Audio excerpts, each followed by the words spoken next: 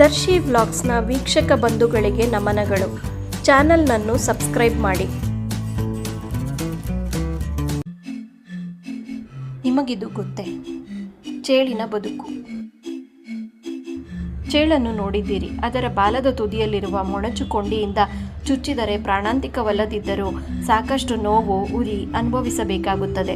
ಧ್ರುವ ಪ್ರದೇಶದ ಹೊರತು ಮರುಭೂಮಿಯಲ್ಲಿಯೂ ಸೇರಿದಂತೆ ಜಗತ್ತಿನ ಎಲ್ಲೆಡೆಯೂ ಚೇಳನ್ನು ಕಾಣಬಹುದು.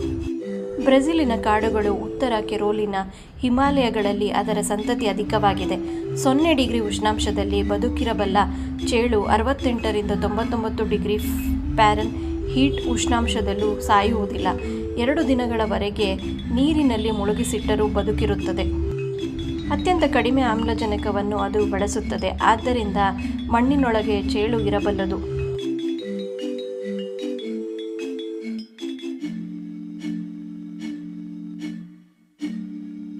ಒಂದು ವರ್ಷ ಆಹಾರವೇ ಇಲ್ಲದಿದ್ದರೂ ಚೇಳು ಸಾಯದು.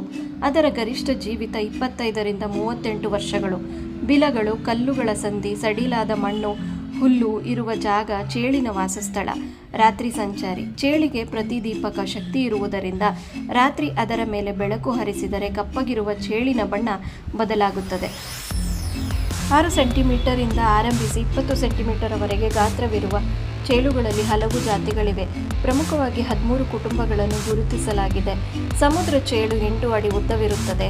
ಹುಳಗಳು, ಕೀಟಗಳು, ಇಲಿ, ಹೆಗ್ಣಗಳು, ಹಕ್ಕಿಗಳು, ಹಲ್ಲಿಗಳು ಅದು ತಿನ್ನುವ ಆಹಾರ. ಮುಂಭಾಗದಲ್ಲಿರುವ ಇಕ್ಕಳದಂತಹ ಕೊಂಬುಗಳಿಂದ ಬೇಟೆಯನ್ನು ಹಿಡಿದು ಬಾಲದಲ್ಲಿರುವ ಕೊಂಡಿಯಿಂದ ಚುಚ್ಚುತ್ತದೆ. ಕೊಂಡಿಯಲ್ಲಿ ನ್ಯೂರೋಟಾಕ್ಸಿನ್ ಎಂಬ ವಿಷವಿದೆ. ಅದು ಬೇಟೆಯನ್ನು ನಿಷ್ಕ್ರಿಯಗೊಳಿಸುತ್ತದೆ.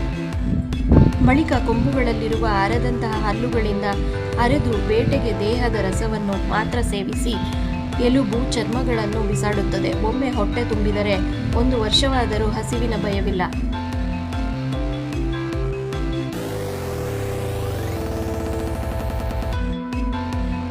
ಗಂಡು ಚೇಳು ಹೆಣ್ಣನ್ನು ಒಲಿಸಿಕೊಳ್ಳಲು ಅದರ ಮುಂದೆ ತನ್ನದೇ ಶೈಲಿಯಲ್ಲಿ ವಿಶಿಷ್ಟವಾಗಿ ನರ್ತಿಸುತ್ತದೆ. ಚೇಳಿನ ಮೊಟ್ಟೆಗಳು ಒಡೆದು ಮರಿಗಳಾದ ಕೂಡಲೇ ತಾಯಿ ಚೇಳಿನ ಮೈ ಮೇಲೇರಿಕೊಂಡು ಅದರ ಜೊತೆಗೆ ಸಾಗುತ್ತವೆ. ಇದರಿಂದ ಚೇಳಿನ ಬೆನ್ನನ್ನು ಒಡೆದು ಮರಿಗಳು ಹೊರಗೆ ಬರುತ್ತವೆಂಬ ತಪ್ಪು ಕಲ್ಪನೆ ಇದೆ. ಚೇಳಿನ ಕಣ್ಣು ಅದರ ಬೆನ್ನಿನ ಮೇಲಿರುತ್ತದೆ. ಮನುಷ್ಯನಿಗೆ ಸಾವು ತರುವಷ್ಟು ಪ್ರಮಾಣದ ವಿಷ ಚೇಳಿನಲ್ಲಿ ಇಲ್ಲ. 50 ಚೇಳುಗಳ ವಿಷ ಒಟ್ಟಾದರೆ ಇದರ ಕಡಿತ ಪ್ರಾಣಾಂತಿಕವಾಗಬಹುದು.